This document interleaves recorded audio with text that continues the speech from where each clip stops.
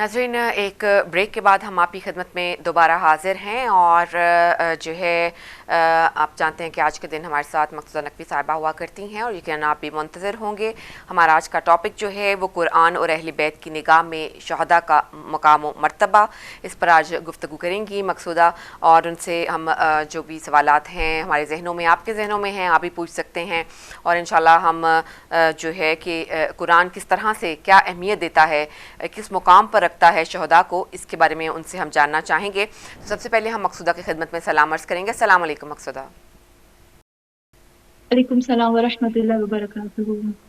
बहुत बहुत शुक्रिया मकसूदा, आप हमारे साथ शामिल हुई। और हमारा आज का टॉपिक बहुत इम्पॉर्टेंट और कीपिंग इन माइंड जो अभी एक बहुत बड़ा सानिया हुआ जिसमें हमने बहुत अपने यूँ कह लीजिए कि बहुत कीमती सरमाया हमने अपना खो दिया।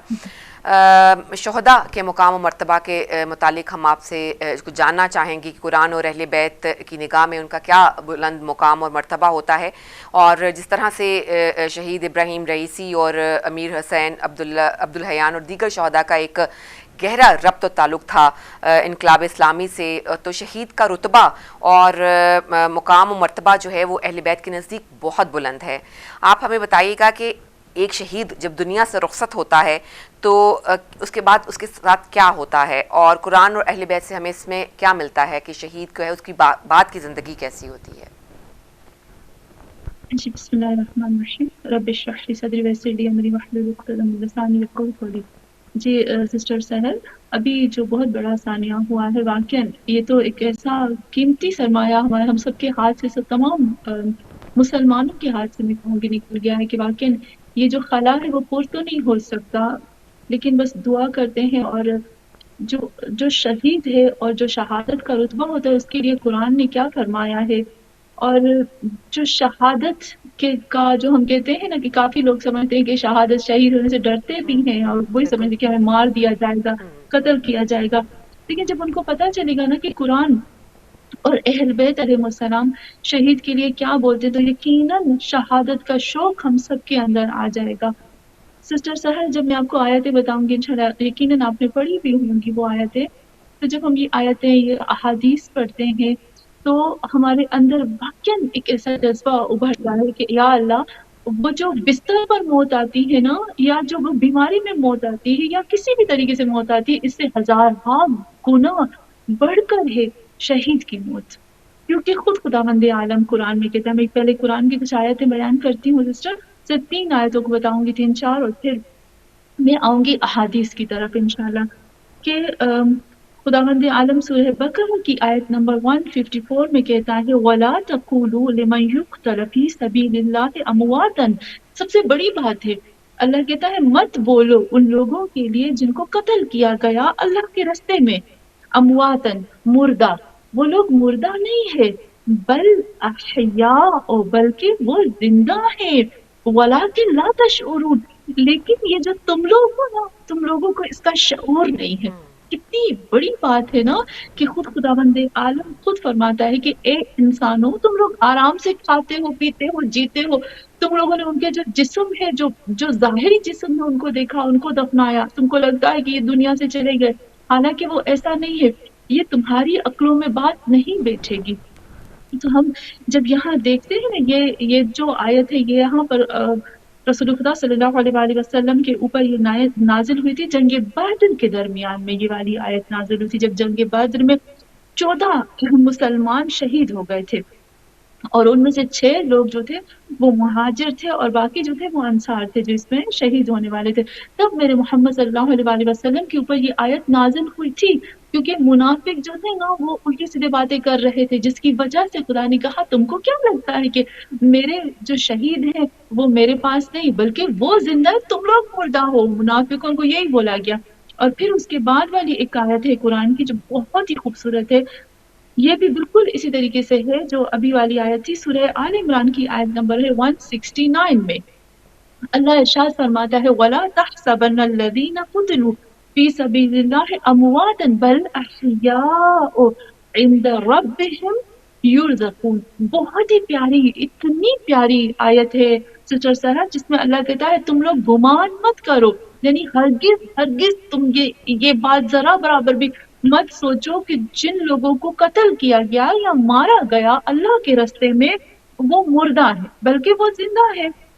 और फिर अल्लाह कहता है बल अहया इंद रब्बिहिम युरज़कून, वो अपने रब के पास से रिज्क भी ले रहे हैं। यानी जिस तरह से एक जिंदा इंसान खाता है पीता है और अपना पूरा रिस्क जो जो भी इंसान की जरूरतें होती हैं वो सब उनको मिल रही होती है, बिल्कुल इसी तरीके से अल्लाह कहता है मेरा जो शहीद है ना वो भी इस तरह से दे रहा है, लेकिन तुम्हें क्या पता। और फिर यहाँ पर एक और आयत की तरफ आती हूँ और फिर थोड़ी सी अहादीस की तरफ आऊंगी।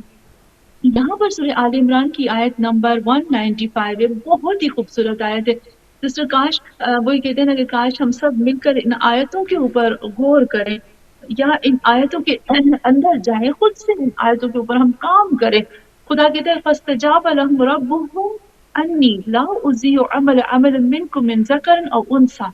खुदा कहता है कि अल्लाह तुम्हारी दुआओं को कबूल करता है, और याद रखो कि अल्लाह तुम में से चाहे वो मेल हो या फीमेल हो, ज़करा और उनसा, मेल हो या फीमेल हो, अल्लाह के ऊपर फर्क नहीं पड़ता। अल्लाह ये नहीं देखता, बल्कि अल्लाह सिर्फ और सिर्फ तुम्हारे अमल को देखता है और तुम्हारे अमल को कभी जाया नहीं करता। और फिर खुद खुदा कहता है मिन बाद फल्लज़ीना हाजरू, और जो लोग अल्लाह की राह में हिजरत करते हैं ना, उस जगह को छोड़ देते हैं, व उखरिजू मिन दियारिम, या उनको अपने घरों से निकाला जाता है, वह फी सबीली, या उनको तकलीफ दी जाती है अल्लाह के रास्ते में। ये देखिए कितना खूबसूरत अंदाज में परवरदिगार आलम स्टेप बाय स्टेप बता रहा है कि देखो ये चीजें होती है। और सिस्टर सर हम सबको पता है ये जो अभी मैंने काउंट करवाई आपको, हाजिरू व उखरिजू बिन दियारिम व ऊज़ू फी सबीली, निकाला जाता है, हिजरत करते हैं, अजियत दी जाती है अल्लाह के रास्ते में, और फिर कहता है वक़तलू व कुतिलू, या वो मारते हैं या उनको मारा जाता है। और खुद खुदावंद आलम कहता है कि ये सब कुछ होता है और हम देख रहे हैं जिस दौर में अभी हम लोग रह रहे हैं ना, ये सब कुछ हो रहा है कि हाजिरू भी है और घरों से निकाला भी जा रहा है। जिस तरह से अब हमारे फलस्तीन बहन भाइयों के साथ क्या हुआ, उनको अपने ही घरों से निकाला गया, या ऊज़ू फी सबीली, या तकलीफ दी जाती है। और बहुत जगहों पर ऐसा है कि अल्लाह के रास्ते में होने की वजह से तकलीफें मिलती हैं। और फिर कहता है वक़तलू व कुतिलू, या उनको मारा जाता है या वो कुछ जंग करते हैं। अल्लाह कहता है तुम फिक्र ना करो, मेरा रब जो है वो सब कुछ देख रहा है। और फिर अल्लाह कहता है मैं उसकी जजा तुमको देता हूँ। अब कौन सी अल्लाह उसकी जजा देता है? अल्लाह कहता है लउकफ्फिरन्न अन्हुम सय्यिआतिहिम व लउदखिलन्नहुम जन्नातिन तजरी मिन तहतिहा अल-अनहार सवाबन मिन इंदिल्लाहि वल्लाहु इंदहु हुस्नुस सवाब। खुदा कहता है मैं उनकी, या जितने भी ये जो हमने काउंट करवाए इसमें शहीद भी आता है, तो मैं उनकी तमाम बुराइयों को, खराबियों को, गुनाहों को छुपा दूंगा। और कसम खाकर कहता है मैं हर हाल में कसम खाकर कहता हूँ कि मैं उनकी तमाम बुराइयों को छुपा दूंगा और हर हाल में मैं उनको जन्नत में दाखिल करूंगा, ऐसी जन्नत जिसके नीचे नहरें जारी होंगी। और फिर अल्लाह कहता है सवाब मिन इंदिल्लाह, ये एक ऐसा सवाब है या एक ऐसा अजर है या एक ऐसी उजरत है खुदा की तरफ से है। इंसान की तरफ से होती है ना तो बहुत लिमिट में होती है, उस अल्लाह की तरफ से जो वहाब है। और फिर अल्लाह कहता है वल्लाहु इंदहु हुस्नुस सवाब, सिर्फ खुदा की जात ऐसा है जो बेहतरीन और खूबसूरत अंदाज में सवाब दे सकती है। तो यहाँ जब हम देखते हैं ना कि अगर कोई शख्स एक तो इस दुनिया से जाता है, कुरान कहता है कि वो मुर्दा नहीं है, वो जिंदा है। दूसरा कुरान कहता है कि वो जिंदा है और वो तुम्हारे बीच में चलता फिरता है और वो रिस्क को हासिल करता है। अल्लाह उसकी तमाम बुराइयों को मिटा देता है, उसको फौरन जन्नत में दाखिल कर देता है। और परवरदिगार आलम की अता जो है इतनी अता होती है, इतनी अता होती है कि कभी भी उसके ऊपर से कभी कोई अता जो है वो कभी कम नहीं होती, खत्म नहीं होती और महदूद नहीं होती। यहाँ पर अगर हम सिस्टर सहर देखते हैं ना, मैं वही सोचती हूँ कि जो शहीद हो जाता है उसका तो रुतबा बहुत बुलंद है, लेकिन जो पीछे छोड़ के जाता है ना वो अजियत में होते हैं। यहाँ पर जब हम देखते हैं ना बहुत ज्यादा रिवायात में, अहादीस में भी हमें मिलता है कि शहीद के लिए मिलता है कि कयामत के दिन शहीद जो है अल्लाह उसको शिफाअत का दर्जा अता फरमाएगा कि वो लोगों की शिफात कर सकता है। और फिर इमाम जाफर सादिक अलैहिस्सलाम फरमाते हैं, यहाँ फरमाते हैं कि जब कयामत के दिन, ये बहुत बड़ी बात है सिस्टर कि कयामत के दिन आपने पढ़ा होगा कुरान में कि इंसान के ऊपर कितने गवाह हैं, कम अज कम 15-16 गवाह कुरान में बताए जो इंसान के खिलाफ होंगे। وہی ایک تو رقیب اور عتید ہے، ایک گلے میں ٹنگی ہوئی ہماری کتاب ہے، ایک سورج، چاند، زمین، ہمارے ہاتھ پاؤں، ہماری باڈی کا ہر حصہ، خود خدا کی ذات ائمہ معصومین علیہ السلام، ہمارا نبی، یعنی ہماری ہر سانس، ہر چیز جو ہے، یا جس جگہ پر ہم بیٹھتے ہیں اٹھتے ہیں، زمین، ہر چیز جو ہے وہ انسان کے خلاف گواہی دے گی، اور ہر چیز جو ہے نا وہ ریکارڈ ہو رہی ہے، بالکل ریکارڈنگ ہو رہی ہے، ہماری ہر طرف سے ریکارڈنگ ہو رہی ہے۔ اس وقت قیامت کے دن جب ایک انسان کو لایا جائے گا تو اس کی ریکارڈنگ کو چاروں طرف سے چلایا جائے گا، اور اس کی ریکارڈنگ یعنی دکھائی جائے گی کہ تم نے کیا کیا کیا۔ امام جعفر صادق علیہ السلام فرماتے ہیں کہ اس محشر کے میدان میں جس وقت یہ حالت ہوگی، اس وقت خداوند عالم شہید کی برائیوں کو، شہید کی جتنے بھی اس نے کیا ہوگا نا، اس کو خدا چھپا دے گا، اس کی ریکارڈنگ نہیں چلائی جائے گی، باقی سب کی ریکارڈنگ چلے گی۔ تو یہاں پر اگر دیکھا جائے تو شہید کا جو رتبہ ہے اس تک پہنچنے کے لیے واقعاً ایسا رتبہ ہونا چاہیے کہ میرے محمد مصطفیٰ صلی اللہ علیہ وآلہ وسلم کی میں 2-3 احادیث بتاتی ہوں، پھر میں اس کو ختم کر دوں، کیونکہ یہ اتنا بڑی ہم سوچیں نا کہ اس کا رتبہ کتنا بڑا ہے۔ تو سسٹر، یہاں پر میرے محمد صلی اللہ علیہ وآلہ وسلم خود فرماتے ہیں کہ سب سے بلند ترین جو نیکی ہے نا، وہ رسول خدا فرماتے فوق کل ذی برن حتی یقتل الرجل، یہاں خود رسول خدا فرماتے سب سے بڑی نیکی، کہ اس نیکی کے اوپر کوئی اور نیکی نہیں ہے، وہ یہی ہوتی ہے کہ جب ایک انسان اللہ کے راستے میں شہید ہو جاتا ہے، مارا جاتا ہے، قتل کیا جاتا ہے، اس سے بڑی کوئی چیز ہو ہی نہیں سکتی۔ اور یہاہ امام زین العابدین کے بارے میں ملتا ہے کہ امام زین العابدین بھی شہادت کے لیے دعا کرتے ہیں، اور یہاں پر رسول خدا صلی اللہ علیہ وآلہ وسلم سے جب سوال کیا گیا کہ کیا شہید کو فشار قبر نہیں ہوتا، تو یہاں پر جب رسول خدا صلی اللہ علیہ وآلہ وسلم کو پوچھا گیا کہ یا رسول اللہ کیا شہید کو فشار قبر نہیں ہوتا، تو رسول خدا نے فرمایا جو شہید کے اوپر تلوار چلتی ہے نا، وہ جو ضربت لگتی ہے نا، وہ جو ضرب لگا کے اس کو مارا جاتا ہے، یہی اس کے لیے کافی ہے کہ اس کے ساتھ فشار قبر ہو، اس کو کوئی فشار قبر نہیں ہوتا۔ اور پھر ایک اور چیز جو مجھے بہت خوبصورت لگی سسٹر، میں چاہتی ہوں میں آپ کے ساتھ شیئر کر رہی تھی نا، آپ نے جی سنا ہوگا یہاں پر، اچھا یہاں رسول خدا صلی اللہ علیہ وآلہ وسلم فرماتے ہیں کہ شہید کے لیے اللہ نے 7 صفتیں لکھی ہیں، 7 کوالٹیز لکھی ہیں۔ پوچھا گیا کون سی ہے، تو کہا کہ سب سے پہلی جو صفت ہے شہید کی وہ یہی ہے، میں تو دعا کرتی ہوں کہ میں کبھی کبھی سوچتی ہوں کہ اگر شہادت مل جائے نا تو اس سے بڑا کوئی رتبہ ہو ہی نہیں سکتا ہے انسان کے لیے۔ اس میں تو کوئی یہاں پر بھی کہتے ہیں کہ اول القطرہ من دمہ مغفورہ، ایک قطرہ، جب ایک شہید کا ایک قطرہ گرتا ہے نا سسٹر، تو وہ ایک خون کا قطرہ جو ہے، اس قطرے سے ہی اس کے تمام گناہ دھل جاتے ہیں۔ تو واقعی ایک شخص کا اگر کوئی گناہ مٹ جائے تو اس سے بڑی اور کوئی چیز ہو ہی نہیں سکتی۔ اور کہتے بس ثانیہ یک راست فی حجر زوجتہ من حور العین، وہ جیسے شہید ہوتا ہے اس کے سامنے حور العین آ جاتی ہے۔ اور تیسرا یہاں پر یہ ہے کہ اللہ اس کو جنت کا فوراً لباس پہنا دیتا ہے۔ اور پھر چوتھا یہاں پر یہ آتا ہے کہ جنت کے جو نگہبان ہے نا، وہ اس کے سامنے آ جاتے ہیں، اور ایک بہت ہی پیاری پرفیوم، جیسے ہم لوگ بہت پریشان وہ ہوتے ہیں نا کہ کتنی مہنگے مہنگے پرفیوم بھی ہو، پر اگر اچھی لگ جائے اس کی خوشبو تو ہمیں چاہیے۔ تو یہاں پر آتے ہیں کہ جنت کی خاص خوشبو جو ہے، وہ خاص دربان خاص انداز میں شہید کے پاس فوراً لے کر آتے ہیں۔ اور پھر پانچواں یہ آتا ہے کہ اس کے لیے جنت کے دروازوں کو کھول دیا جاتا ہے۔ چھٹا یہ آتا ہے کہ اس کی روح جو ہے وہ فوراً جنت کی اپنی جگہ پر پہنچ جاتی ہے۔ اور ساتواں یہ آتا ہے کہ سب سے بڑی بات یہ ہے کہ وہ اپنے رب کا جو جلال ہے، جو برکتیں ہیں، اس کے ساتھ وہ ملاقات کرتا ہے۔ تو اگر ہم دیکھتے ہیں کتنا بڑا رتبہ ہے نا شہید کے لیے سسٹر، کہ جس کے لیے بولا گیا کہ شہید کے لیے غسل نہیں ہے، شہید کے لیے کفن نہیں ہے، اس کا خود کا لباس ہی اس کا کفن ہے۔ اس کا ایک قطرہ زمین پہ گرتا ہے تو اس کی تمام گناہ دھل جاتے ہیں۔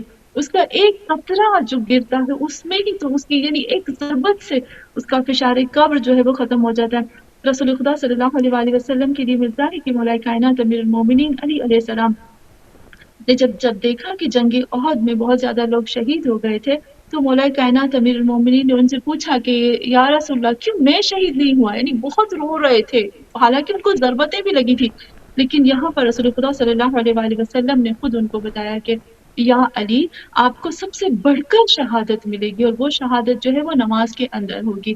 تو سسٹر جب ہم یہ دیکھتے ہیں کہ شہید کا جو رتبہ ہے وہ کتنا بڑا رتبہ ہے، اور اس تک پہنچنے کے لیے واقعاً اللہ لوگوں کو چوز کرتا ہے۔ میں ہمیشہ ایک بات کہتی ہوں، جو میری دوست ہوتے ہیں یا میرے اسٹوڈنٹ ہوتے ہیں، ہم بات کرتے ہیں تو میں ان کو یہی کہتی ہوں نا کہ کچھ مذہب ایسے ہیں جہاں پر ہوتا ہے 7 جنم ہوتے ہیں، لوگ دوبارہ جنم لیتے ہیں، بالکل دوبارہ بالکل دنیا میں آتے ہیں، لیکن ہم لوگ اس بات پر نہیں مانتے۔ لیکن ایک بہت بڑی آیت اللہ نے اپنی کتاب میں لکھا ہے کہ شہید جو ہے نا وہ دوبارہ دنیا میں آتا ہے، اور شہید جو ہے نا وہ دوبارہ دنیا میں آنا چاہتا ہے، اور خدا سے کہتا ہے کہ میں دنیا میں آؤں اور میں دوبارہ شہید ہوں، اور پھر میں دنیا سے شہادت لے کر جاؤں، کیونکہ اس نے وہ رتبہ جو شہادت کا ہے وہ دیکھ لیا ہے خدا کے پاس۔ اچھا جو ہے مقصودہ یہ کیوں کہا گیا ہے کہ شہید جو ہے وہ مرتا نہیں ہے، زندہ ہوتا ہے؟ تو کیا وہ شہید جو ہے وہ اس دنیا سے اس کی روح نہیں جاتی، یا وہ اس سے کیا مفہوم لیا جاتا ہے؟ جی سسٹر آپ نے دیکھا ابھی ہم نے قرآن کی جو آیتیں پڑھی اس میں خود خدا نے کہا کہ شہید جو ہے نا وہ زندہ ہے، اور تم لوگ اس کو نہیں سمجھ پاؤ گے۔ تو جو شہید کی روح ہوتی ہے نا، ابھی دیکھیے ایک چیز یہاں پر میں نے حدیث بتا دی کہ جس میں خود خداوند عالم کہتا ہے اس کے لیے جنت کے دروازے کھل جاتے ہیں، اس کے لیے حور العین آ جاتے ہیں، اس کی جنت کا پرفیوم آ جاتی ہے، عطر آتا ہے، اور جنت کی وہ تمام چیزیں اس کو مل جاتی ہیں، اور پھر خود قرآن میں اللہ کہتا ہے ان کو رزق لے رہے ہیں، دنیا میں رزق لے رہے ہیں۔ تو اس میں یہ چیز آتی ہے کہ جو شہید ہوتا ہے نا سسٹر سحر، وہ اس کی روح جو ہوتی ہے وہ اتنی آزاد ہوتی ہے، اتنی آزاد ہوتی ہے کہ اس کی روح اس دنیا میں باقی رہتی ہے، اس کا آنا جانا رہتا ہے، وہ بالکل ایک انسان کی طرح ہوتا ہے، وہاں پر اللہ کی نعمتوں کو لے رہا ہوتا ہے، اور یہاں پر بھی اس کا دنیا میں آنا جانا بالکل آزاد ہوتا ہے، کیونکہ جب ایک انسان کی روح نکلتی ہے نا، کیونکہ آپ دیکھیں گے قرآن رسول خدا کی حدیث بھی ہے کما تموتون تمونون، جس طرح سے تم سوتے ہو نا، تو رسول خدا فرماتے ہیں کہ کما تنومون، جس طرح سے تم سوتے ہو، تموتون تم اس طرح سے مرتے ہو۔ نیند کو موت کی شبیہ کہا گیا ہے۔ کیوں نیند کو موت کی شبیہ کہا گیا ہے؟ کیونکہ جب انسان نیند میں ہوتا ہے نا تو اس کی روح نکل جاتی ہے اس کی باڈی سے تھوڑی دیر کے لیے ادھر ادھر، لیکن اس کا کنیکشن جو ہوتا ہے باڈی کے ساتھ بہت اسٹرانگ ہوتا ہے، کیونکہ وہاں پر روح قبض نہیں ہوئی ہے نا۔ لیکن جو موت ہوتی ہے اس میں کوئی اور جو ہے وہ کوئی اور طاقت ہے، وہی خدا کی طاقت جو روح کو قبض کر کے روح اور جسم کے اندر ایک دوری ڈال دیتی ہے، تو وہ ہو جاتی ہے موت۔ لیکن جو شہید ہوتے ہیں نا اور پھر جو قبض روح ہوتی ہے وہ آزاد نہیں ہوتی ہے، کیونکہ ابھی وہ تو ڈپینڈ کرتا ہے اعمال کے اوپر، جس کے اعمال اچھے ہوں گے ان کی روح آزاد ہوگی، لیکن جو شہید ہوتے ہیں ان کی روح قبضے میں نہیں ہوتی، وہ بالکل آزاد ہوتی ہے ایک زندہ انسان کی طرح۔ جی بہت شکریہ۔ یہ جو ایک کلپ میں دکھایا جاتا ہے کہ شہید رئیسی ایک دعا پڑھ رہے ہیں، الہی رضا بغذائک و تسلیما لامرک ولا معبود سوا کا یا قیاس المستغیثین، اس دعا اور ان کے الفاظ کے معنی اور تفسیر کے متعلق کچھ بیان فرمائیے، اور کیوں مطلب مقصد تھا ان کا پڑھنے کا یہ، اور اس سے ہم کیا سیکھ سکتے ہیں؟ جی سسٹر یہاں پر جب آغا رئیسی یہ جو دعا پڑھ رہے ہیں، یہ جو دعا ہے یہ امام حسین علیہ السلام کی دعا ہے۔ عجب بات ہے، تو وہ ہمیں پتا ہے آغا ابراہیم رئیسی جو ہے وہ ایک فقیر تھے، جو ایک آیت اللہ تھے، لیکن ان کو پتا ہے، وہ سب جانتے ہیں یہ دعا امام حسین علیہ السلام کی دعا ہے، اور یہ جو دعا ہے وہ امام حسین علیہ السلام نے اپنی زندگی کے جو آخری لمحات تھے نا، وہ ان آخری لمحات میں اور اپنی قتل گاہ میں امام حسین علیہ السلام نے اس دعا کو پڑھا۔ اور جب ہم اس دعا میں آتے ہیں، اور وہ میں نے ان کا وہ تھوڑا سا دیکھا، انہوں نے وہ بھی بیان کیا کہ امام جعفر صادق علیہ السلام خود امام جعفر صادق علیہ السلام فرماتے ہیں کہ آپ سورہ فجر کو بھی پڑھو، کیونکہ سورہ فجر جو ہے وہ سورہ حسین ہے، ان کو سورہ حسین بھی بولا گیا، امام حسین کے نام سے جی بھی یہ جی منسوب ہے۔ اچھا، جس میں وہ خود پڑھتے ہیں، میں نے بہت بہت خوبصورت انداز میں اس کو پھر کلیئر کرتی ہوں سسٹر۔ اس میں یہ والی آیت کو انہوں نے مینشن کیا، یا ایتھا النفس المطمئنہ ارجعی الی ربک راضیۃ مرضیہ فادخلی فی عبادی وادخلی جنتی. تو یہ ساری چیزیں اگر ہم دیکھیں، وہ ایک بہت بڑے آیت اللہ ہے اور ان کو پتہ ہے کہ یہ امام حسین کی محبت میں ہے. تو یہاں پر یا نفس یا ایتھا النفس المطمئنہ، اس سے پتہ چلتا ہے کہ آقا ابراہیمی جو تھے ان کا نفس مطمئن ہے، انہوں نے اپنے آپ کو امام حسین علیہ السلام سے جوڑ دیا ہے. اور اس آیت میں جو ایک لفظ آتا ہے نا سسٹر سال، فادخلی فی عبادی، داخل ہو جاؤ میرے خاص بندوں میں. یہ جو اللہ کہتا ہے نا فادخلی فی عبادی، شہداء کے ساتھ، انبیاء کے ساتھ، اولیاء کے ساتھ، اوصیاء کے ساتھ، صدیقین کے ساتھ، یہ میرے بندے ہیں، میرے خاص بندوں میں تمہارا بھی شمار ہوتا ہے. تو وہ اپنی کیفیت بتا رہے ہیں کہ دیکھو، اپنے آپ کو بتا رہے ہیں کہ میں اس طرح سے ہوں، میں نے امام حسین کو چاہا ہے. اور مزے کی یہاں یہ بات آئی کہ انہوں نے جب آقا ابراہیمی انہوں نے ایک لفظ یہی دعا چوز کی نا. بہت زیادہ امام حسین علیہ السلام کی دعائیں ہیں. جب ہم امام حسین علیہ السلام کی دعاؤں کو دیکھتے ہیں، دعا عرفہ بہت ہی خوبصورت دعا ہے، لیکن انہوں نے یہی جملہ پڑھا جس میں آتا ہے کہ رضا بقضائک، اے اللہ میں راضی ہوں، میں خوش ہوں، میں اندر سے ایسی مجھے خوشی ہے کہ میں مطمئن ہوں تمہاری قضا پر. یعنی تم نے جو میرے لیے لکھ دیا ہے، جو میرا فیصلہ تم نے کر دیا ہے، میں اس فیصلے سے بہت مطمئن اور اندر سے بالکل خوش ہوں. وہ تسلیما لامرک، اور میں اپنے آپ کو پیش کرتا ہوں تمہارے حکم کے سامنے. جو تم نے مجھے حکم دیا، جو بھی کام تم نے مجھے بولا ہے، میں پیش ہوں، میں حاضر ہوں اس کو کرنے کے لیے. ولا معبودا سواک، اے اللہ میرا کوئی معبود نہیں ہے، میرا کوئی اللہ نہیں ہے جس کے سامنے میں جھکوں، سجدہ کروں. معبود اس کو کہتے ہیں جس کی عبادت کی جاتی ہے، جس کے سامنے جھکا جاتا ہے، جس کی عبادت کی جاتی ہے. ولا معبود، نہیں ہے کوئی بھی میرا خدا جس کے سامنے میں جھکوں سوا کر، سوائے تیرے. یا غیاث المستغیثین، اے وہ ذات جو تم سے مدد طلب کرتا ہے بہت، یعنی رو کر، عاجزی کے ساتھ، انکساری کے ساتھ، اپنے آنسو بہا کر جو تم سے مدد طلب کرتا ہے، تم فوراً خوشی خوشی سے اس کی مدد کرتے ہو، اس کو اکیلا نہیں چھوڑتے ہو. تو یہاں پر میں سن رہی تھی آغا ابراہیمی رئیسی کا بہت ہی پیارے انداز میں اور بہت ہی عاجزی کے ساتھ یہ پڑھ رہے، یہی جملہ یہ ہمیں بتا رہے ہیں کہ میں اللہ کی ہر رضا پہ راضی ہوں. یعنی انہوں نے بھی بتا دیا کہ میں نے اپنے آپ کو امام حسین علیہ السلام کے ساتھ جوڑ دیا، اور میں جو اللہ کا فیصلہ ہے، جو اللہ کی رضا ہے، میں اس پہ راضی ہوں. تو یہاں یہی چیز ہمیں وہ بتا رہے تھے. بہت خوبصورت بات. یہ ہم دیکھتے ہیں کہ اب یہ ایک نارمل سی بات ہو گئی ہے، اور خاص طور پر سوشل میڈیا کے بہت زیادہ آسانی سے اویلیبل ہونے کی وجہ سے کہ لوگ شہداء اور علماء کے جو علماء اور عرفہ کے جو درجے ہیں ان کو گھٹانے کی کوشش کرتے رہتے ہیں. اور جبکہ ہم دیکھتے ہیں اور جان بوجھ کر ایسا کیا جاتا ہے، اور تاکہ جن کے نزدیک ان کی اہمیت بھی ہے ان کے دلوں میں بھی ایک ڈاؤٹ پیدا ہو جائے، کچھ نہ کچھ وسوسے جو ہیں ان کے ذہنوں میں آنے لگیں.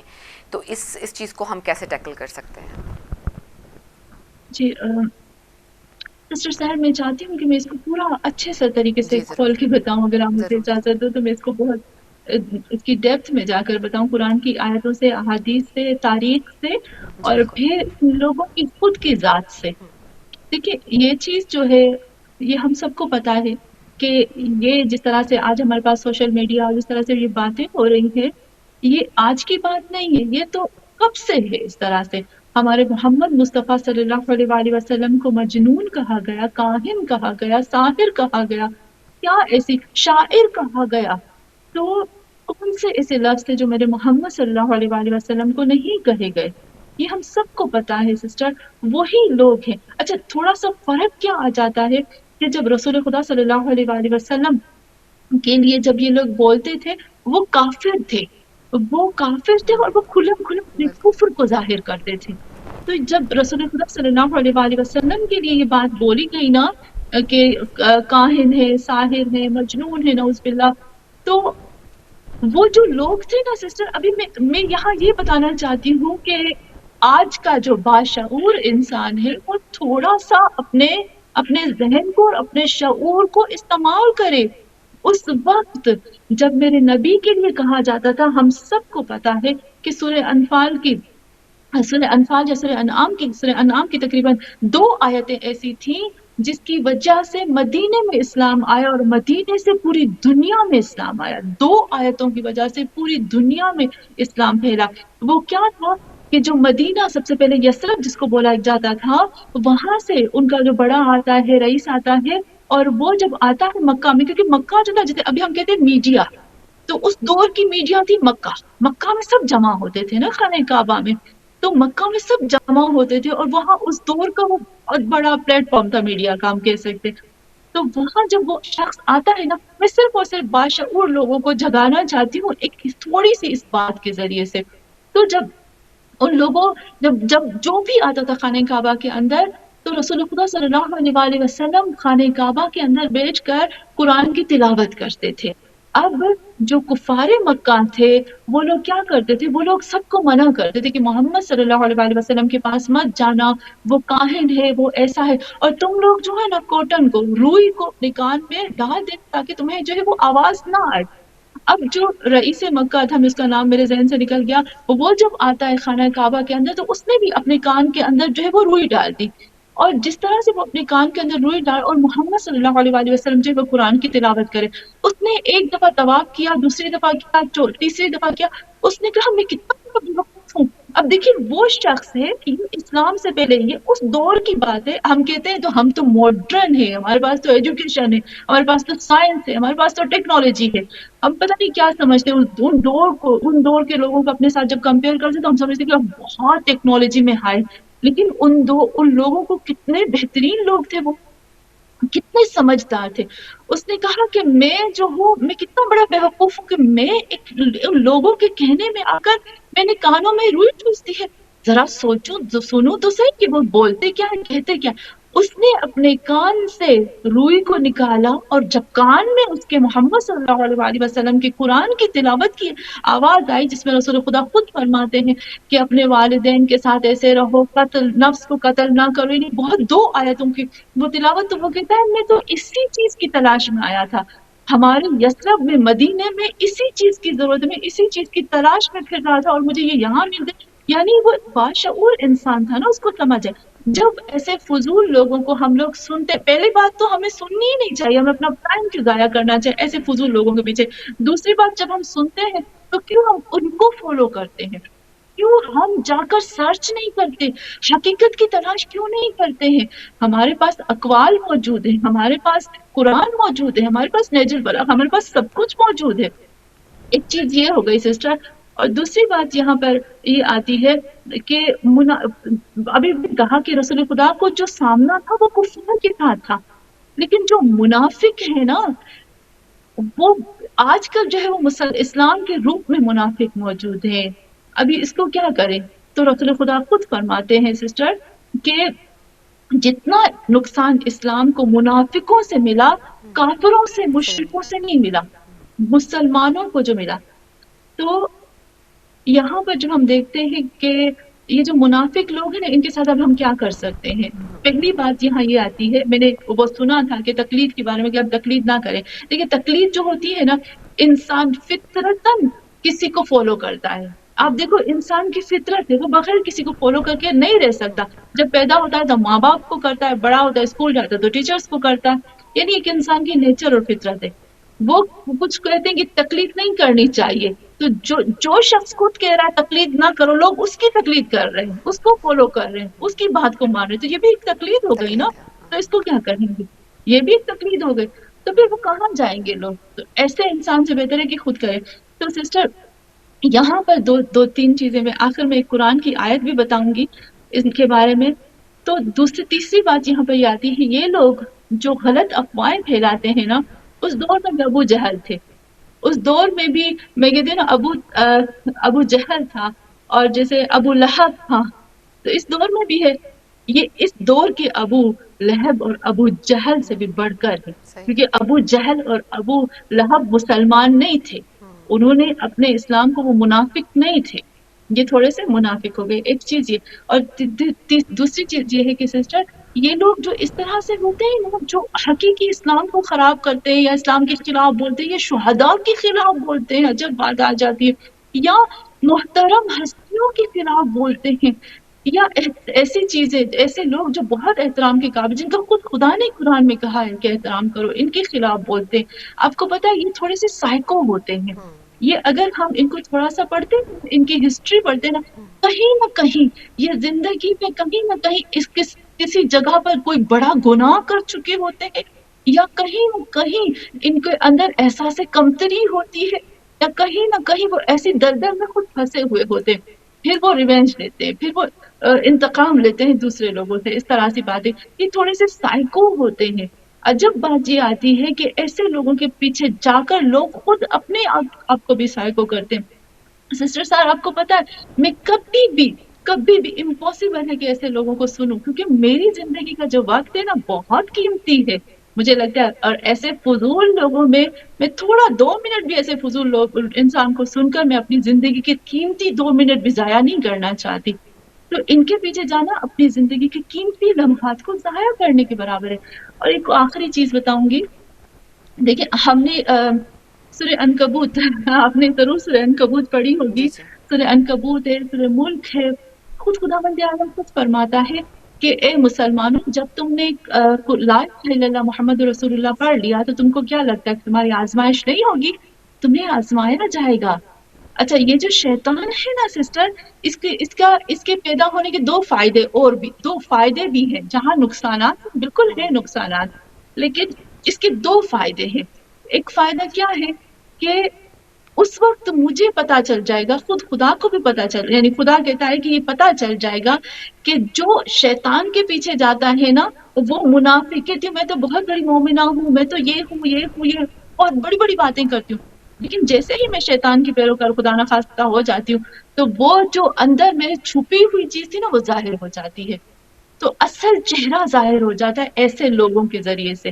تو اگر کوئی انسان اس کی بات میں آ جاتا ہے نا تو اس کو سوچنا چاہیے کہ کہیں میرے اندر کہیں نیت میں کھوٹ تو نہیں، تو فوراً اپنے آپ کو اس فتنے سے دور کر دینا چاہیے تاکہ اس کو پتا چلے کہ میں اس شیطان کے پیچھے نہ جاؤں. اور دوسری چیز یہاں پر یہ آتی ہے کہ شیطان کو پروردگار عالم نے پیدا کیا تاکہ انسان کو اور مضبوط کر سکے. تو جو مومن ہے نا ان کا ایمان اور مضبوط ہوگا اور ان کے لیے اس کے سوال جو بھی وہ بولے گا اس کے لیے اور وہ اپنے علمی اور اپنے تقوی اور پرہیزگاری اور اس کو بڑھائے گا. لیکن بس یہی بات کہوں گی کہ ایسے لوگوں کے پیچھے نہیں جانا چاہیے، اور ایسے لوگ جو ہے وہ فتنہ ہر دور میں ہے، اور ایسے فضول لوگوں کے پیچھے جا کر اپنے ٹائم کو بھی ضائع نہیں کرنا چاہیے. بلکہ مقصود لوگ تو یہ بھی کہتے ہیں کہ جب رسول نے یہ کہہ دیا، قرآن نے کہہ دیا کہ اسلام مکمل ہو گیا تو اس کے بعد اماموں کی کیا ضرورت تھی، ان کی بھی ضرورت نہیں تھی. پھر اس کے بعد ظاہر ہے کہ وہ جب ہم تقلید کی بات کرتے ہیں تو کہتے ہیں ان کی کیوں ضرورت تھی جب اسلام مکمل ہے، اور جب ہم علماء کی بات کرتے ہیں تو کہتے ہیں ان کی بھی ضرورت نہیں ہے کیونکہ قرآن نے کہا کہ میں سادہ زبان میں جو ہے وہ سمجھ سکتا ہے ہر کوئی مجھے. تو یہ چلیں ہم لوگ تو جنہوں نے تھوڑا جاننے کی کوشش کی، اپنے تھوڑے سے عقل کو استعمال کیا، جو نئی جنریشن ہے وہ ان سب چیزوں کو سٹیپ بائی سٹیپ کیسے سمجھے گی، کیسے بتائیں گے ان کو ہم یہ سب؟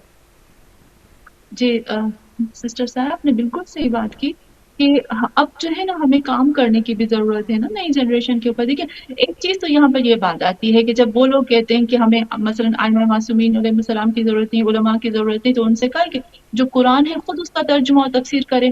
کیوں کسی دوسرے کا ٹرانسلیشن پڑھتے ہیں؟ کیوں پڑھتے ہیں؟ جب ہم کسی کی ٹرانسلیشن پڑھتے ہیں یا کسی اور کی تفسیر پڑھتے ہیں، ترجمہ پڑھتے ہیں، تو یہ کیا ہے؟ یہ بھی تو ایک تقلید ہو جاتی ہے نا. یہ بھی تو ہم کسی کے پیچھے چل رہے ہیں نا. تو پھر اس تقلید اور اس تقلید میں کیا فرق ہے؟ اس تقلید میں یہ فرق ہے کہ وہ ولایت فقیہ ہے، یعنی وہ تمام سبجیکٹ کے اوپر عبور رکھتا ہے، چاہے وہ دنیا جتنے بھی علوم ہوتے ہیں قرآن کے، اہل بیت کے، احادیث کے، اس پر بھی، اور عمل میں بھی، اعمال میں بھی وہ سب سے ہائے ہوتا ہے. وہ کبھی لالچ نہیں کرتا، کبھی وہ اپنی ذات سے محبت نہیں کرتا، وہ وہی اللہ کے قانون کو اپنی زندگی میں بھی لے کر آتے. تو بہتر نہیں کہ ہم اس کی کریں. تو یہاں پر یہ بات آتی ہے سسٹر، جو بھی لوگ کہتے ہیں کہ اگر ہم لوگ قرآن جو ہے وہ قرآن اور یا رسول خدا کافی ہیں ہمارے لیے، تو ہم سے ان سے کہیں کہ ایک آیت آپ خود سے سمجھ کے دکھا. ہے طاقت کسی میں سمجھنے کی؟ میں وہی کہتی ہوں نا کہ 50 سال لگا کر بھی ایک آیت اللہ آخر میں یہ کہتا ہے کہ یہ جو لفظ ہے قرآن کا، یہ شاید میرے نزدیک یہ ہے، شاید اس کا کوئی اور عالم جو ہے وہ اچھے سے بیان کر سکے 50 سال پڑھنے کے بعد بھی. تو یہاں پر ہمیں احادیث کی ضرورت ہوتی ہے، ہمیں ائمہ معصومین علیہم السلام کی ضرورت ہوتی ہے. اور ایک اور چیز جو سسٹر میں کہوں وہ یہی تھا، مجھے لگتا ہے میں نے ایک حدیث میں پڑھا تھا، ایک عالم نے بھی بہت اپنی پیاری کتاب میں لکھا کہ محمد صلی اللہ علیہ وآلہ وسلم کا دین جو ابھی تک باقی ہے نا، تمام دین آپ دیکھو، تین ادیان آپ دیکھو، ہر دین میں کہیں نہ کہیں خرافات ہو گئے. ہم سب کو پتا ہے تورات وہ والی تورات نہیں ہے، انجیل وہ والی انجیل نہیں ہے ہمارے پاس، ہم سب کو پتا ہے اس میں کتنی گڑبڑ ہو رہی ہے، ابھی تک ہو رہی ہے.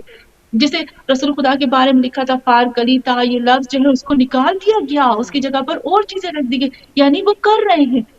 یہاں پر یہ بات آتی ہے کہ آخر کیا وجہ ہے کہ قرآن میں سے جو اوریجنل ورڈز ہیں اس کو ابھی تک کوئی نہیں نکال سکتا. ترجمے میں تفسیر میں بے شک ہو جائے لیکن قرآن کو ابھی تک کوئی بدل نہیں سکا.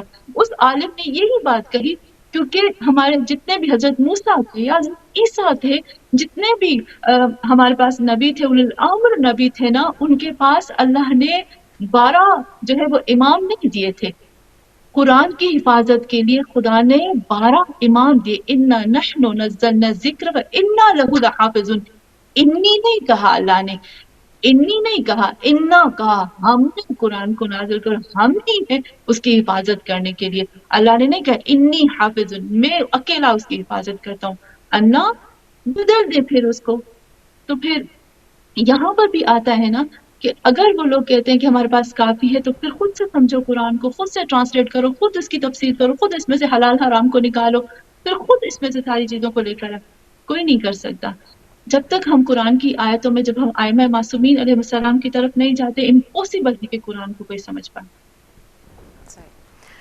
اچھا مقصدہ، یہ جیسے ہم نے لوگوں کی بات کی کہ جو کہ نیگیٹیوٹی پھیلاتے ہیں اور ظاہر ہے کہ ان ساری چیزوں کو زیادہ پروموٹ کرنے کی کوشش کرتے ہیں، ان کے پاس اب اختیار بھی بہت ہیں، تو بچوں کو ہم یہ کیسے بتائیں کہ ان کی تفریق کریں ان لوگوں میں، اور جو منافقین میں اور مومنین میں فرق کیسے کریں؟ جی سسٹر سہر، آپ دیکھیں بچے جو ہوتے ہیں نا وہ بہت پاک فطرت کے ہوتے ہیں. آپ نے نوٹ کیا ہوگا جی ہمارے پاس بھی بالکل بچے ہیں، تو بالکل ہم بالکل ایسا ہی جب ہم ہوتا ہے. دیکھتے ہیں وہ بالکل پاک فطرت. جی اب دیکھیں جب ہم تھوڑا سا چیخیں گے، تھوڑا سا چلائیں گے، تھوڑا سا چیخیں گے تو بچوں کو نہیں پسند آئے گا. اور آپ نوٹ کریے گا اگر ہم غصے میں بھی کچھ بولیں گے تو بچوں کو نہیں اچھا لگے گا. بچوں کو ایک پاک اور پاکیزہ زبان اچھی لگتی ہے. آپ یہ نوٹ کریے گا کیونکہ وہ پاکیزہ فطرت کے مالک ہوتے ہیں. بالکل بچوں کو اچھی زبان چاہیے ہوتی ہے، بچوں کو پاکیزہ زبان چاہیے ہوتی ہے. بچوں کو کیونکہ ان کی ہی فطرت کے حساب سے اگر ہم لینا چاہیں نا، تو وہ لوگ جو اب دیکھیں جو منافق ہوتے ہیں نا، جو اس طرح کے لوگ ہوتے ہیں، ان کی زبان کے اندر پاکیزگی نہیں ہوتی. ان کی زبان جو ہوتی ہے نا وہ بہت نجس ہوتی ہے، میں کہتی ہوں میلی زبان ہوتی ہے. تو ہم بچوں کو دکھا سکتے ہیں کہ دیکھو وہ ان کی زبان دیکھو کتنی پاک اور پاکیزہ ہے، وہ کس قدر پیار پھیلانے والے ہیں. اللہ کہتا ہے وہی بچہ جو ہے نا، بچے محبت چاہتے ہیں. سسٹر آپ دیکھو گے بچوں کو، آپ نوٹ کریے گا کہ بچوں کے لیے کوئی بھی مسلمان یا کوئی بھی نان مسلم نہیں ہوتا. بچوں کے لیے سب انسان ہوتے ہیں، بچے سب سے پیار کرتے ہیں، بچے سب کو کھانا کھلاتے ہیں، بچے سب کو ساتھ رکھتے ہیں، ان کے لیے فرق نہیں پڑتا. تو ہم بچوں کو یہ چیز سکھائیں، سب سے پہلی بات سکھائیں کہ دیکھو جو حق والے آیت اللہ ہوتے ہیں نا، وہ محبت کرنا سکھاتے ہیں. ان کی زبان جو ہوتی ہے وہ پاک پاکیزہ ہوتی ہے. اور جو شیطان ہوتے ہیں اور جو گندے جو میلے لوگ ہوتے ہیں نا، ان کی زبان بھی میلی ہوتی ہے اور وہ لوگوں کا خون کرنا چاہتے ہیں، ایک دوسرے کو لڑانا چاہتے ہیں. تو مجھے لگتا ہے کہ سمپل جو چھوٹے بچے ہیں نا ہم ان کو سمجھا سکتے ہیں، لیکن بڑے بچوں کو تو ہم لوجک سے سکھا سکتے ہیں کہ دیکھو اگر ہمارے پاس بہت زیادہ ایسے، اگر وہ جیسے وہ سوال لے کر آئے ہم ان کو لوجک سے جواب دے دیں تو بچے سمجھ جاتے ہیں. اور الحمدللہ اب شعور آ رہا ہے سسٹر، کافی لوگوں میں نے دیکھا ہے کہ شعور آ رہا ہے، وہ سمجھ پا رہے ہیں. صحیح، بالکل صحیح ہے، صحیح ہے. تو مقصودہ شہادت کا جو جذبہ ہے وہ کیسے پیدا کیا جا سکتا ہے اپنے اندر؟ اور واقعتاً ہی مطلب شہادت نصیب ہونا یا نہ ہونا یہ تو ایک علیحدہ بات ہے، لیکن اگر ہمارے اندر بچوں کے اندر، جوانوں کے اندر یہ جذبہ پیدا ہوگا تو ظاہر ہے کہ پھر جو حق ہے اس کی طرف زیادہ لوگ ہوں گے. تو یہ کیسے کیا جا سکتا ہے؟ جی سسٹر آپ نے دیکھا ہوگا سسٹر سہر آپ نے دیکھا ہوگا کہ اکثر لوگ جو ہوتے ہیں جو قیامت پر ایمان نہیں رکھتے ہیں، جو اللہ پر صحیح طریقے سے ایمان نہیں رکھتے، جو اللہ کی صحیح عبادت نہیں کرتے، جو نماز سے دور ہوتے، آپ نے دیکھا ہوگا وہ موت سے ڈرتے ہیں۔ کیوں ڈرتے ہیں؟ کیونکہ ان کو پتا ہے کہ انہوں نے کچھ خراب کیا، ان کو کوئی آخرت پر ایمان نہیں ہے۔ سب سے پہلی بات میں یہاں پہ یہ کہوں گی کہ جب ایک انسان کو توحید کا پتہ چل جائے نا، توحید کا، اللہ کی ذات کا پتہ چل جائے کہ مجھے کس نے پیدا کیا، مجھے کیوں پیدا کیا اور مجھے اس کے بعد جانا ہی جانا ہے۔ ایسے ہو ہی نہیں سکتا کہ انسان اس دنیا میں رہ جائے، کوئی بھی اس دنیا کے لیے نہیں آیا ہے۔ اگر یہ ذہن میں ایک چیز بیٹھ جائے اور دوسری بات یہاں پر یہ آ جائے کہ قیامت پر ایمان، کہ مرنے کے بعد بھی ایک دنیا ہے، یہ چیز، اور پھر اس کو جب یہ یقین ہو جائے کہ میرا رب جو ہے وہ کس طرح سے وہ اجر دیتا ہے، کس طرح سے وہ اس کی راہ میں، اس کے رستے میں اگر میں نے کچھ بھی کیا تو وہ مجھے کیسے تھام لیتا ہے، اگر یہ چیز، یہ شعور اور یہ علم اور یہ تعلیمات اگر ایک بچے کے اندر ڈالی جائے نا تو یقیناً اس کو شہادت سے محبت ہو جائے گی۔ وہی بات آتی ہے کہ اگر ہم جب اس کو معرفت دیں گے نا، میں ہمیشہ یہ کہتی ہوں ہماری گردن کے اوپر ہمارے ائمہ معصومین علیہ السلام کے 3 حقوق ہیں۔ نمبر 1 معرفت، نمبر 2 مودت، نمبر 3 اطاعت۔ یہ 3 چیزیں اگر مل جاتی ہیں نا تو آرام سے ہم اطاعت کریں گے اور آرام سے ان کے پیچھے جا کر ہم جنت میں جا سکتے ہیں۔ معرفت یعنی ہمیں ڈھونڈنا چاہیے۔ سسٹر صاحب مجھے ہمیشہ ایک شکایت رہتی ہے کہ ہم چاہتے ہیں کہ ہمیں پکی پکائی ملے، ہم محنت نہ کریں۔ ہمیں سب جب دین اور مذہب کی بات آتی ہے نا، ہم سمجھتے ہیں کہ فوراً ہمیں چیز مل جائے، ہمیں محنت نہ کرنی پڑے، ایسے نہیں ہوتا۔ ہر چیز، خاص طور پر دین، اللہ کہتا ہے میرے لیے تم کتنی محنت کرتے ہو، تکلیف اٹھاتے ہو۔ میں ہمیشہ یہی کہتی ہوں کہ قرآن سیکھنے کے لیے جب ہم قرآن سیکھتے ہیں نا تو قرآن سیکھنے کے لیے جس طرح سے نا ایک شخص جو ہوتا ہے، ایک انسان یا ایک لڑکا، اس کو باڈی بنانی ہوتی ہے، جو باڈی بلڈرز بنتے ہیں نا ان کے ارادے پختہ ہوتے ہیں، پھر وہ محنت کرتے ہیں، پھر وہ جاتے ہیں، پھر وہ اپنی ایکسرسائز کرتے ہیں، کنٹینیو کرتے ہیں، چھوڑتے نہیں ہیں، ایک عزے کے لیے کو درد تکلیف رنج ہوتا ہے وہ اٹھاتے ہیں کیونکہ ان کو باڈی بنانی ہے۔ تو اگر ہم اسلام کے لیے یہ چیز کریں گے نا کہ مجھے پڑھنا، مجھے کرنا جس طرح سے ایک باڈی بنانے کے لیے، تو دیکھا آپ نے کیسے ان کی باڈی کا شیپ ہو جاتا ہے۔ تو اگر ہم اسلام دین کے لیے اس طرح سے کریں نا، یقین مانے وہ معرفت آ جائے گی، اور جب معرفت آتی ہے نا تو آٹومیٹک مودت آ جاتی ہے، یعنی محبت آ جاتی ہے، اور جب مودت اور معرفت دونوں ملتے ہیں نا تو خود بخود اطاعت ہو جاتی ہے۔ تو جب ہم اپنے بچوں کو قرآن کی، اہل بیت کی جب معرفت دیں گے، محبت دیں گے، اللہ کی، توحید کی، اور ان کو بتائیں گے کہ جو شہید ہوتا ہے نا، جو شہید ہوتا ہے، جیسے ہی وہ شہید ہوتا ہے نا فوراً اس کا سر جو ہے وہ امام حسین علیہ السلام کی گود میں آ جاتا ہے۔ شہید کو فوراً امام حسین اپنی گود میں لے لیتے ہیں۔ تو یقین مانے جب ہمارے بچوں کو کچھ ہو نہ ہو لیکن امام حسین سے بہت محبت ہے، جب ان کو پتہ چلے گا نا تو ان کے اندر یہی، ہمارے بچوں کے اندر یہی محبت جو ہوتی ہے وہ کافی ہوتی ہے ان کے لیے شہادت کی۔ لیکن سب سے پہلے وہی آتا ہے کہ معرفت دینی چاہیے، بغیر معرفت کے میں سمجھتی ہوں کہ وہ جذبہ نہیں آتا۔ شہید ابراہیم رئیسی اور اس طرح کے دوسرے شہداء جو ہیں یہ معاشرے پر کیا اثرات چھوڑ کر جاتے ہیں؟ ان کی شہادتوں سے کیا معاشرے پہ اثرات پیدا ہوتے ہیں؟ جی سسٹر اگر ہم دیکھتے ہیں، ہم نے دیکھا آغا ابراہیمی رئیسی کو، جو کہ ان کا اگر ہم دیکھتے ہیں تو میں سوچتی تھی کہ ایسے لوگ جو ہیں وہ زمین پہ بہت بڑی طاقت ہوتے ہیں۔ پہلی بات جب ہم دیکھتے ہیں، میں دیکھ رہی تھی کہ آغا جو ہے وہ ان کا یہ کہاں سے ان کو اتنی طاقت ملی نا، کیسے وہ انہوں نے اپنے آپ کو چینج کیا۔ تو میں ان کے ٹیچرز کی طرف گئی تو یقین کریں جب میں نے ان کے استاد دیکھے نا، میں ٹیچر دیکھی تو میں عجب ہو گئی کہ ان کے استاد جو تھے وہ جیسے محمد فاضل لنکرانی، وہ ان کے ٹیچر تھے۔ یہاں جب ہم دیکھتی ہوں میں وہی سوچ رہی تھی آغا مرعشی نجفی یا شہید مطہری ان کے استاد تھے، ان کے مدرسے میں پڑھے تھے، ان کے حوزے میں پڑھے تھے۔ شہید مطہری کی جو بکس ہوتی ہیں وہ بہت اسٹرانگ ہوتی ہے، وہ بہت انسان کو ہے نا بہت مضبوط بناتی ہے۔ تو ایسے مضبوط لوگ جب زمین پر ہوتے ہیں سسٹر، وہ زمین میں اپنے ہی جیسے طاقتور، اپنے ہی جیسے ایک جنریشن پیدا کرتے ہیں جو طاقتور ہوتی ہے، جو صرف اور صرف اپنی ذات کے لیے نہیں بلکہ لوگوں کے لیے جیتے ہیں۔ میں وہی کافی ٹائم پہلے میں نے ان کا وہ ایک انٹرویو دیکھا، وہ خود کہتے ہیں کہ میری زندگی تب شروع ہوئی تھی جب میں کنبھ میں آیا تھا، اور اس کے بعد میں صرف اور صرف اپنے لوگوں کے لیے جیتا ہوں، اپنے اسلام کے لیے جیتا ہوں۔ تو یہ جو اتنی بڑی طاقت ہوتی ہے نا، یہ بچوں کو اندر سے جو جنریشن ہوتی ہے ان کو بہت بڑی طاقت دیتے ہیں سسٹر، اور یہ پڑھے لکھے لوگ ہوتے ہیں، ایسا نہیں کہ بالکل وہ ان کی، اگر ہم ان کی ایجوکیشن کو دیکھتے ہیں، ان کے اگر ہم ان کو دیکھتے ہیں نا، عجب ہو جاتی کہ اس قدر ایجوکیٹڈ لوگ ہوتے ہیں، اس قدر ایجوکیٹڈ لوگ ہوتے ہیں، اور واقعا ان کو جو فالو کرے گا نا، میں سمجھتی ہوں کہ وہ بھی کامیاب ہوگا۔ تو یہ اثرات ہوتے ہیں جنریشن کے اوپر، کہ وہ جنریشن جو جہالت کے اندر، یا وہ جو ابھی ہم دیکھتے ہیں کہ ابھی جو میڈیا نے جو جوانوں کے ساتھ کیا ہے، بہت ہی برے طریقے سے جو حالات ہو رہے ہیں جوانوں کے، ان سے نکال کر جوانوں کو ٹیکنالوجی کی طرف لے کر آتے ہیں، ان کو اپنے مذہب، اپنے دین، مضبوط جہاد اور ایسی چیز کے دفاع کرنا کو کس طرح سے بناتے ہیں۔ تو یہ ایسے اثرات ہوتے ہیں جو ایسے ہی لوگ چھوڑتے ہیں، ورنہ تو جنریشن جو ہے وہ تباہی کی طرف جاتی ہے۔ آخر میں آپ سے یہ پوچھنا چاہوں گی کہ جو انسانیت کے اوپر جو شہیدوں کا احسان ہوتا ہے، کہ ظاہر ہے کہ وہ ملک اور قوم اور مذہب سے بالکل بالا تر ہو کر جو ہے ایک شہید، کہاں جو بھی شہید جان دیتا ہے وہ یقیناً بہتر کاز کے لیے ہوتی ہے، اس کی شہادت کا باعث کوئی نہ کوئی بہتر چیزیں ہی ہوتی ہیں جو وہ کرتا ہوا آیا ہوتا ہے، جس کی وجہ سے اس کی جان ظاہر ہے کہ لے لی جاتی ہے۔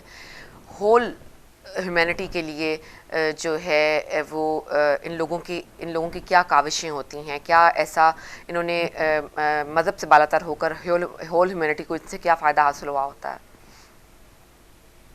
جی میں آپ کو تھوڑا سا ایک ایگزامپل دیتی ہوں سسٹر سحر، جی کہ اگر ہم تھوڑا سا جو پہلی بات جی، کہ اگر ہم امام حسین کی شہادت کی طرف آتے ہیں، یعنی ائمہ معصومین کربلا کی طرف آتے ہیں، تو ایک چیز تو یقیناً ہے کہ اگر کربلا کا واقعہ نہ ہوتا تو 1,24,000 انبیاء کی محنت ختم،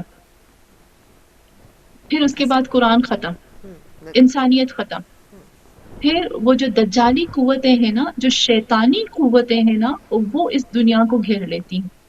خود خدا کہتا ہے کہ میں نے اس دنیا کو شیطان کی حکومت کے لیے، شیطانی طاقتوں کے لیے خلق نہیں کیا، میں نے اس زمین کو خلق کیا ہے اپنی عبادت کے لیے، اپنے بندوں کے لیے، رحمت کے لیے۔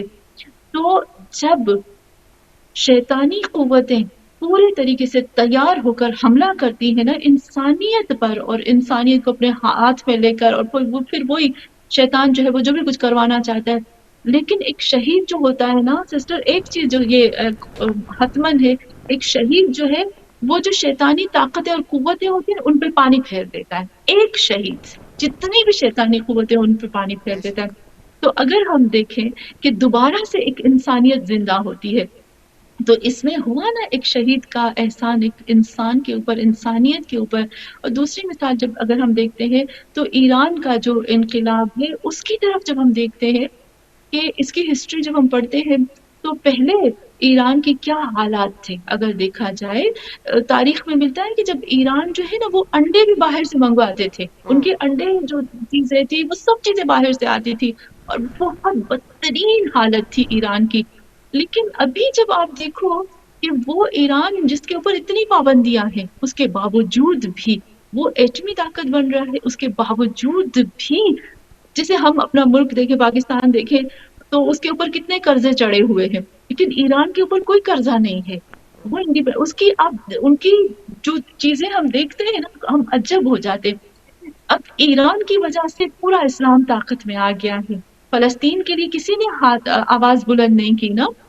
ہم سب کو پتا ہے کہ آغا ابراہیمی رئیسی نے اس کے لیے آواز بلند کی، جب قرآن کو جلایا گیا تو انہوں نے ہی قرآن کو ہاتھ میں اٹھایا تھا، اور انہوں نے ہی بولا تھا کہ یہ کبھی جل نہیں سکتا۔ تو اگر ہم دیکھیں تو آج اگر سب سے بڑی طاقت ایک ابھر کے سامنے آ رہی اسلام کی تو وہ ایران ہے، اور بہت طاقتور ہے۔ تو یہاں ہم نے دیکھا نا کہ ایران سے کتنے اچھے اچھے لوگ پڑھ کے جاتے ہیں، وہی انسانیت کو اگر ہم دیکھیں تو انسانیت کو ٹرینڈ کیا جا رہا ہے۔ تو یہاں پر یہ سب جو محنت ہے وہ شہیدوں کی ہے. سسٹر سحر اگر شہید نہ ہوتے نا، میں وہی کہوں گی کہ اگر شہادت نہ ہوتی نا، ایک کیونکہ شہید جو ہے وہ اپنی قیمتی چیز دیتا ہے، جان سے بڑھ کر کچھ بھی نہیں ہوتا. ایک دفعہ چلی گی دوبارہ نہیں آتی.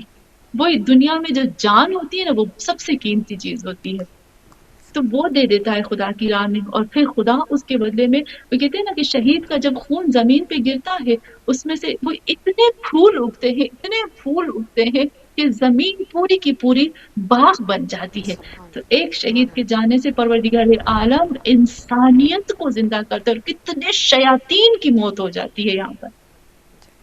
اچھا مقصودہ، ایک میرے ذہن میں بھی خیال آیا کہ ایسے تو اس ٹاپک سے ریلیٹڈ نہیں ہے، لیکن مجھ سے کوئی اہل سنت کی کوئی ایک شخص ہیں جو مجھ سے یہ پوچھنے والے ہیں کہ رسول خدا کے زمانے میں سنی شیعہ نہیں تھے، شیعہ نہیں تھے، کہاں کیوں نہیں تھے؟ تو اویسلی میں تو اپنی ایک لمیٹڈ نالج میں ہی ان کو جواب دے سکتی ہوں، تو میں چاہتی ہوں تھوڑی سی آپ مجھے کلیئرٹی دیں تاکہ میں ان کو بتا سکوں کہ نہیں تھے ہی نہیں، جب کوئی کانسیپٹ ہی نہیں تھا تو اب کہاں سے کریٹ کر لیے گئے؟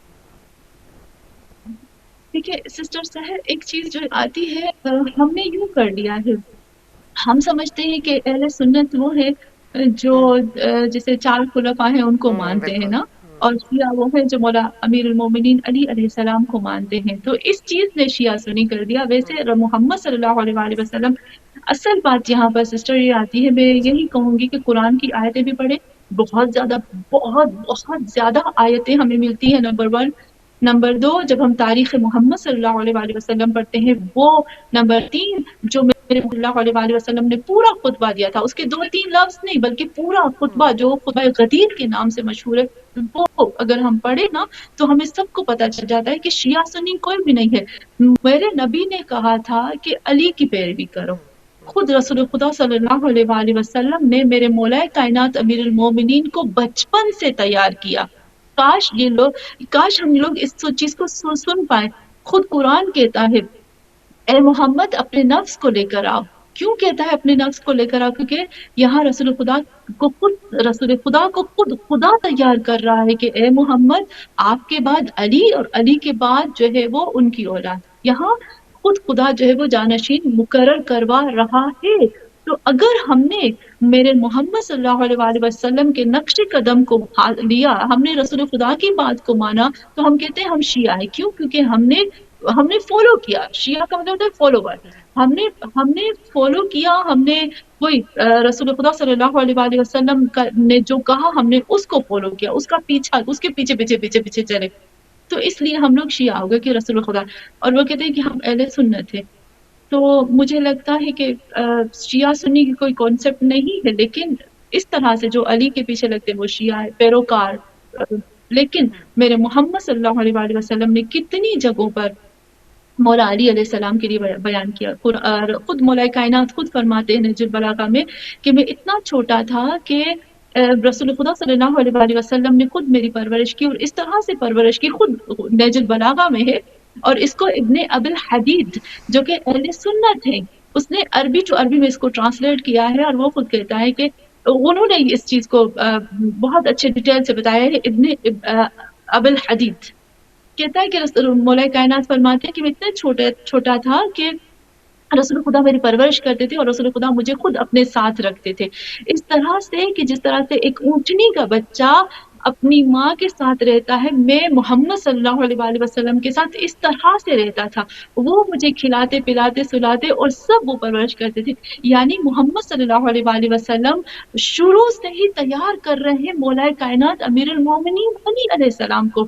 اور سسٹر جب ہم دیکھتے ہیں غدیر، خطبہ غدیر میں خود رسول خدا فرماتے ہیں من کن تو مولا فہذا علی. پھر پوری ڈیٹیل سے بتاتے ہیں، ایسا نہیں کہ ڈیٹیل سے نہیں، ایک امام کا نام بتاتے ہیں، حتیٰ کہ امام مہدی آخر الزماں کا بھی خود رسول خدا نے نام بتایا کہ اس کے بعد یہ ہے، اس کے بعد یہ ہے، اس کے بعد یہ ہے. تو ہم جو ہے جو پوری کی پورے نقش قدم پہ چل رہے ہیں، ہم محمد صلی اللہ علیہ وآلہ وسلم کے نقش قدم پہ چل رہے ہیں، ہم پورے کا پورا پراپر قرآن کے نقش قدم پہ چل رہے ہیں. تو اس لیے ہم شیعہ ہیں. بہت بہت شکریہ آپ کا مقصودہ، ہمیشہ کی طرح ہی بہت ہی خوبصورت اور آسانی سے سمجھ آ جانے والی باتیں آپ فرماتی ہیں اور اس کے لیے ہم آپ کے تہ دل سے مشکور و ممنون ہیں. ہمارے ذہنوں میں آسانی سے سما جاتی ہیں آپ کی باتیں. اللہ تعالیٰ آپ کے اوپر اپنی رحمت کے تمام سائے قائم و دائم رکھے اور آپ کی توفیقات میں مزید اضافہ فرمایا. آمین یا رب العالمین. بہت شکریہ بہت شکریہ. ناظرین ہمارے ساتھ موجود تھیں سیدہ مقصودہ نقوی صاحبہ. ان کی ہم تہ دل سے شکر گزار ہیں. انشاءاللہ اگلے فرائیڈے کو بھی زندگی اور صحت رہی تو جو ہے مقصودہ کو اللہ تعالیٰ صحت تندرستی اور زندگی عطا فرمائے تو ہمارے ساتھ شامل ہوں گی. آج کا پروگرام یہیں تک کے لیے تھا. انشاءاللہ میری اور آپ کی ملاقات زندگی اور صحت رہی تو منڈے کو ہوگی. آپ اپنا بہت سا خیال رکھیے گا اور مجھے اجازت دیجیے. السلام علیکم ورحمۃ اللہ وبرکاتہ.